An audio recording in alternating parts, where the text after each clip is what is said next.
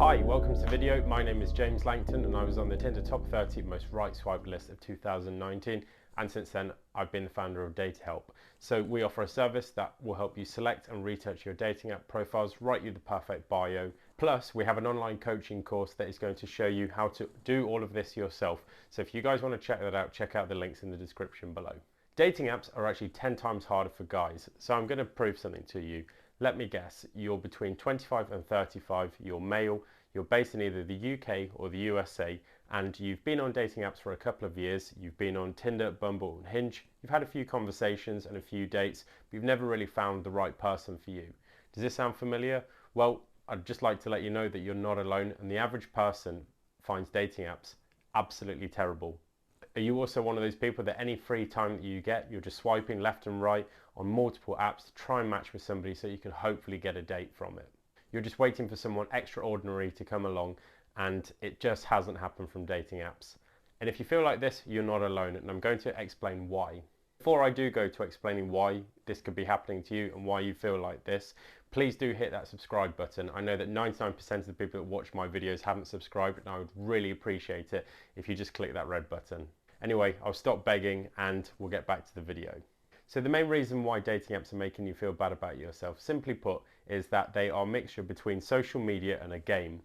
So I work in marketing myself, and I find that I can kind of see through the BS that dating apps give. And this is that friendly place to meet and chat people, and everything is happy and sunshine and rainbows. And then you use the apps for a while and you find that this is really not the case. This is just a clever marketing tactic. Some of these apps are actually listed on the stock exchange, meaning they've got investors who obviously are going to be wanting a return. And the way that dating apps do this is by generating revenue. And the way that a dating app will generate revenue is by signing more users up, getting them to pay for premium services and features of the app, and also advertising. But mainly having users who pay for premium features is the main way that they generate revenue. So again, there's a lot of marketing that goes on, but these apps are maybe not that friendly. So when you go on any of these apps and you use them for free, they will do anything to try and bombard you with marketing material and just small ways to try and get you to pay for the app. And slowly what they do is the more time you spend on the app without paying for it, they slightly reduce your rankings on how many people see your profile and the type of conversations that you have, so that they can obviously try and get you to pay for the app. It's very, very simple business, and it's called churn. If you have, let's just say for example, a bakery, and people are only coming in once and then never buying bread again, it won't be long until you're out of business. But if you can get somebody to buy bread from you every single week for 5 years, 10 years, 50 years, that's how you stay in business, and it's no different for dating apps. So you've got to think there's some kind of conflict of interest going on here, because if they're a business, if you go on the app, find a relationship in a couple of weeks or months, then they're going to lose out on that revenue. So you staying on the app, paying for the premium features for as long as possible is the way that they're going to generate revenue. Now, if you find a business owner or an investor who says they don't like businesses that have a repeat custom, you're speaking to either a moron or a liar. Pick one. So remember, dating apps spend millions and millions of dollars on research and development, on finding out ways that can make you spend longer on the app and spend more money. They even go as far as employing psychologists who look into the structures of your mind and work out ways for gamification, which is a simple way of turning it into a game.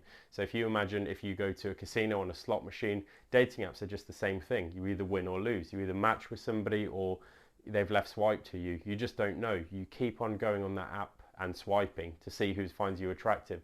And the prize is matching with somebody and potentially going on a date with somebody. A simple Google search of dating apps make me feel, and then the rest of the keywords that are in the search will give you an idea of what the average consumer feels about dating apps. And if you feel bad about yourself after using dating apps, believe me when I say I'm not alone. I've dealt with thousands of guys who are single still from using dating apps for a couple of years, and good looking guys who are really friendly and you would think would do really well on dating apps, but they just don't. Before dating apps managed to monetize and have a massive amount of money to spend on research and development, they were pretty actually easy to use. You can match with a lot of people, have a lot of conversations and go on dates. But now you're finding some people, even paying for the premium features, are struggling to get any matches at all or any conversation going. And it's just not fair. So exactly how are dating apps making you feel bad about yourself?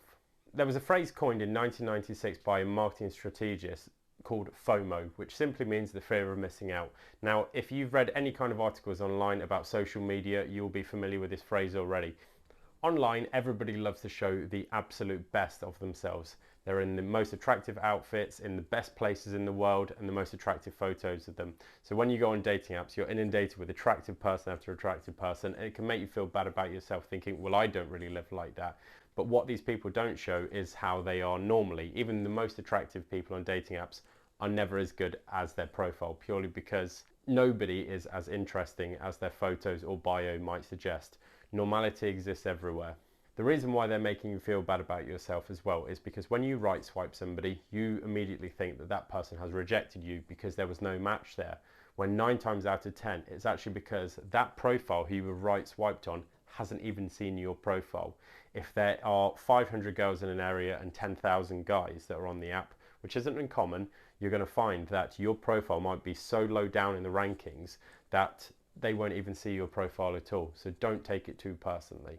So now we've came to the point in the video where I'm going to give you the solution, and I don't really think you're going to like this one. And it's a simple case of delete the apps. If you find that they make you unhappy and you don't enjoy being on them, just delete them. Humans have existed and formed relationships for thousands of years without the use of dating apps, and they're a new development and we still don't know yet mentally how they kind of affect us. So yeah, if they do feel bad for your mental health at all and you really don't enjoy using them, just delete them.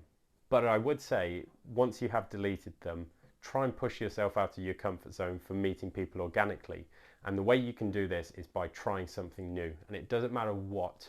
The way that you can push yourself out of your comfort zone to meet people organically is trying to make new friends and going to new places. So this could be traveling to a different city, or even going to a different gym, or going to a different bar or coffee shop. It really doesn't matter. Just try and expose yourself to, not physically, different situations that put you out of your comfort zone. And eventually you'll gain more and more confidence to the point where you can speak to absolutely anybody, even if it's somebody you find really attractive. And I would never turn this channel into some kind of cheesy pickup artist channel, because I absolutely hate that. But you'll find that once you've gained more confidence in yourself for actually going and speaking to people, you'll find it 10 times easier as well.